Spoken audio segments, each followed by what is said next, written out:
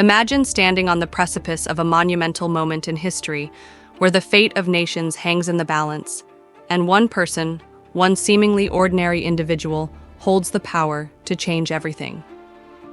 This is the story of a single spy. W. Ho's actions not only altered the course of a war, but also reshaped the world as we know it.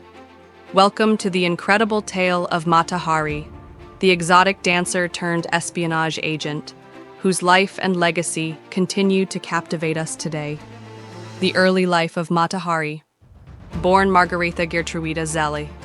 In 1876 in the Netherlands, Mata Hari was far from the glamorous figure she would later become.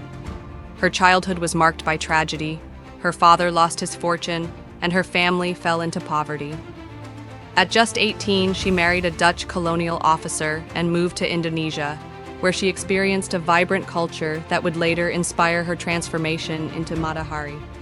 But it wasn't long before her marriage crumbled. After returning to Europe, she reinvented herself as a dancer in Paris, captivating audiences with her exotic performances. She became a sensation, embodying the allure and mystery of the East. Little did she know that this newfound fame would lead her down a path of espionage during World War I. As war erupted across Europe in 1914, Mata Hari found herself at the center of a conflict that would change the world. With soldiers fighting on both sides and nations scrambling for intelligence, spies became invaluable assets. Mata Hari was approached by French intelligence, who saw her charm and connections as potential tools for gathering secrets from the enemy.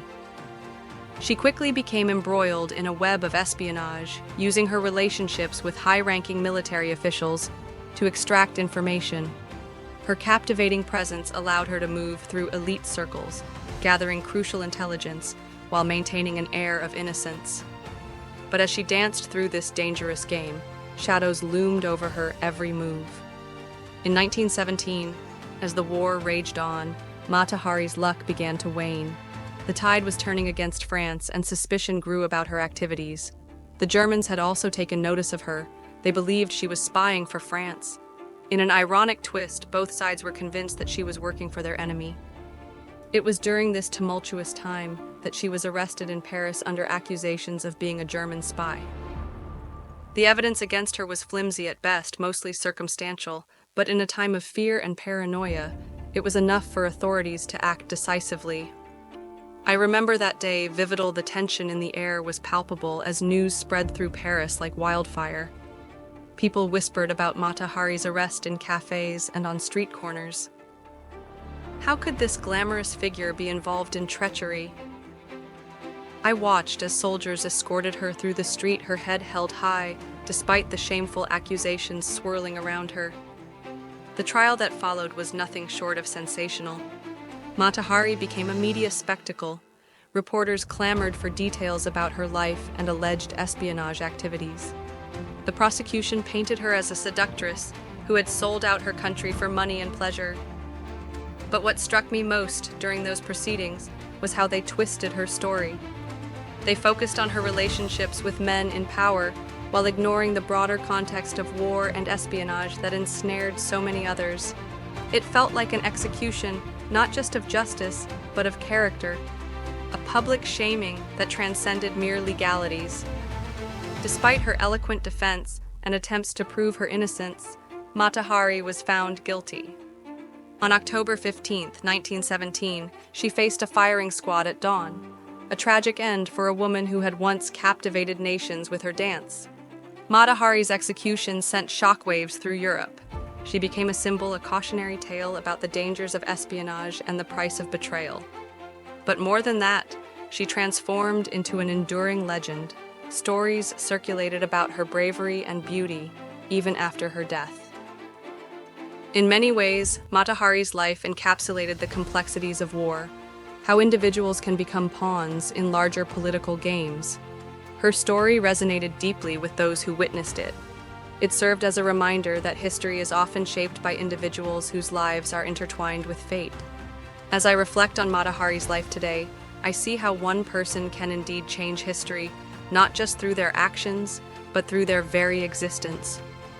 She challenged societal norms and defied expectations at every turn. Even in death, she sparked discussions about gender roles and power dynamics during wartime. Her legacy lives on not only as a tragic figure, but also as an icon of resilience, a reminder that even amidst chaos, one person's story can illuminate truths about humanity. Mata Hari's story doesn't just end with her execution. It reverberates through history as we examine how espionage evolved after World War I. Her case highlighted the precarious balance between trust and betrayal during wartime, a theme that continues to resonate today. After World War I, intelligence agencies around the world began to recognize the importance of counterintelligence operations. They learned from cases like Mata Hari's that spies could be both valuable assets and dangerous liabilities. This led to more sophisticated methods of gathering intelligence, methods that we still see in modern espionage practices today. The lessons learned from Mata Hari's life have been studied by intelligence professionals for decades. Her story serves as both a warning and an inspiration for those who operate in the shadows, reminding them that every action has consequences, often far beyond what one can foresee. Mata Hari's life has inspired countless books, films, and artistic interpretations since her death. From silent films to contemporary documentaries, each portrayal adds layers to our understanding of this enigmatic figure. In popular culture, she is often depicted as either a femme fatale or a tragic heroine, a duality that reflects society's fascination with women who defy conventions. These representations have sparked debates about how women are portrayed in narratives surrounding power and sexuality. Even today, discussions around Mata Hari challenge us to consider how society views female agency within male-dominated sphere, whether in espionage or beyond. As we navigate our current geopolitical landscape filled with cyber warfare and information manipulation, we can draw parallels between Mata Hari's time and our own. Just like during World War I, trust is fragile today. Misinformation spreads like wildfire across social media platforms. The tactics used by spies have evolved significantly now, involving cyber espionage rather than seductio, but the underlying principles remain unchanged, gathering intelligence while navigating complex human relationships.